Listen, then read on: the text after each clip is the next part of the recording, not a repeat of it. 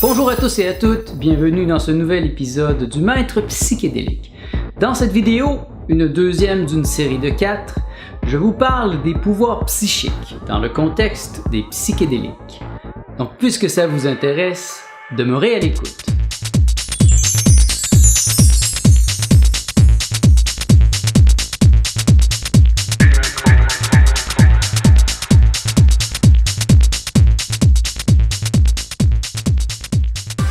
Mon nom est Nicolas Lehoux, merci d'être à l'écoute de l'univers jovial de Nicolas.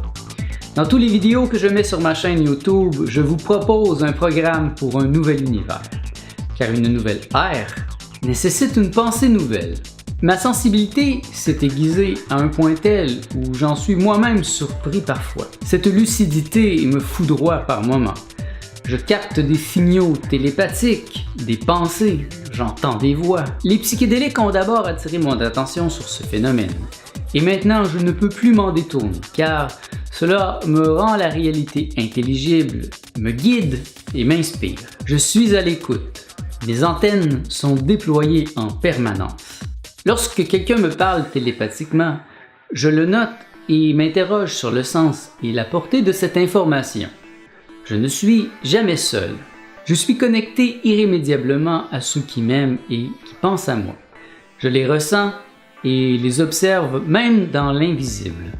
On se doit de prendre le temps d'étudier sérieusement le phénomène des siddhis, car lorsque nos pouvoirs spirituels s'activent, notre vie quotidienne devient une expérience psychédélique permanente.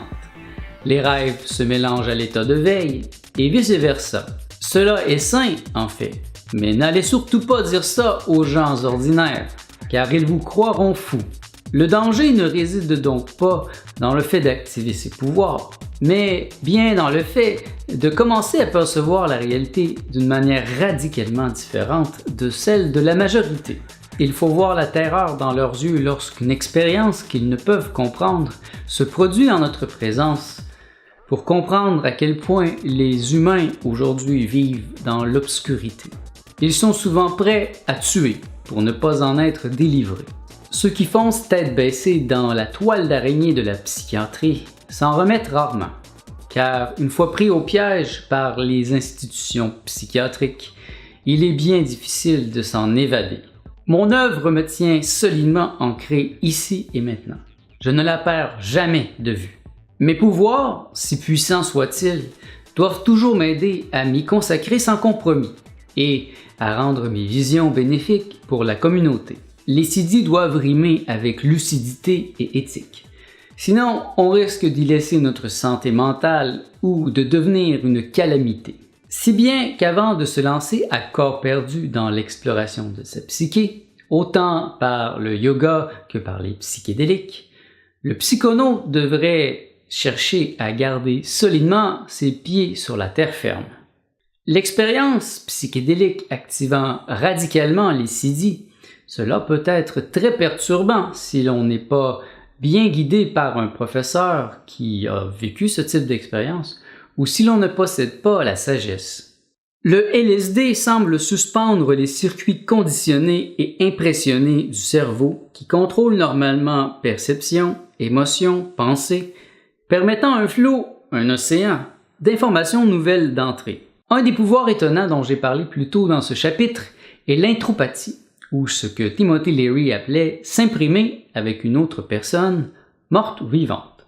En anglais, il utilisait le terme imprint. Or, ma première expérience de ce genre fut justement avec Timothy Leary.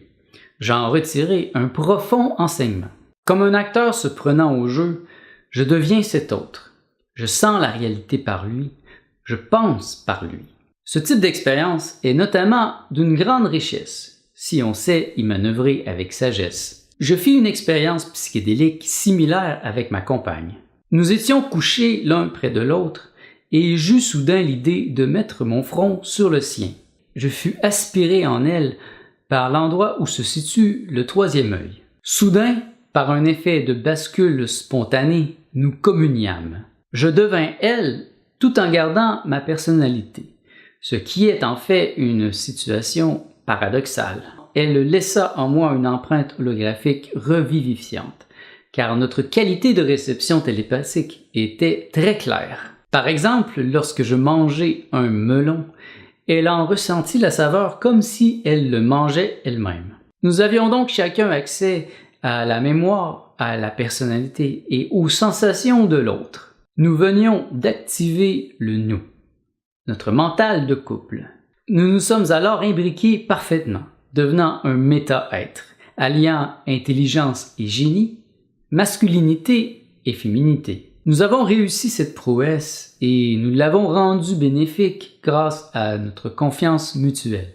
Je vécus ensuite la même expérience avec ma sœur qui n'était pas physiquement sur les lieux. Alors que je ne connaissais pas l'espagnol, j'arrivais à penser dans cette langue dans laquelle ma sœur pense. Je vis clairement des mémoires qu'elle avait vécues avec mon père dans son enfance, ainsi que des images récentes avec sa fille. Je vécus encore par la suite quelques expériences d'intropathie avec d'autres femmes, ainsi qu'avec des divinités telles que Krishna, Quetzalcoatl et le grand jovialiste. En juxtaposant mon être avec ma personne, j'ouvre un canal et me connecte sur les parties les plus subtiles de mon corps qui coïncident avec celles des autres. Être centré est ici primordial, à défaut de quoi on risque de se perdre dans l'autre et de ne pas savoir où sont les limites. Même pendant les moments de communication les plus intimes, j'ai toujours conservé ma personnalité afin de me laisser être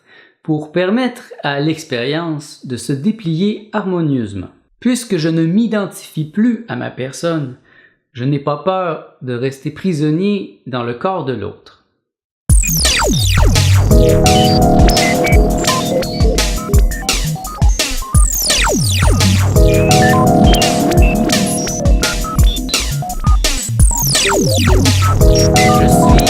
Je suis le maître psychédélique. Je ne passerai pas inaperçu encore bien longtemps.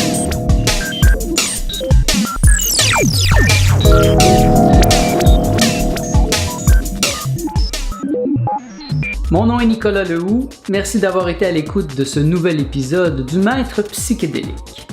Cette vidéo, qui a pour titre « Ceci dit, vous avez décidé », est une deuxième d'une série de 4. Je vous invite donc à continuer à visionner cette suite de vidéos. Je vous invite à me donner un pouce ou à partager cette vidéo sur vos réseaux sociaux afin d'aider à mieux faire comprendre et connaître le monde fascinant des psychédéliques. Je vous invite aussi à vous abonner à ma chaîne afin de recevoir chaque semaine les notifications à propos des nouvelles vidéos que je vais y ajouter, car en effet, chaque jeudi, j'ajoute une nouvelle vidéo sur ma chaîne YouTube. Merci d'avoir été à l'écoute, je vous souhaite tout le bien que vous pensez de moi.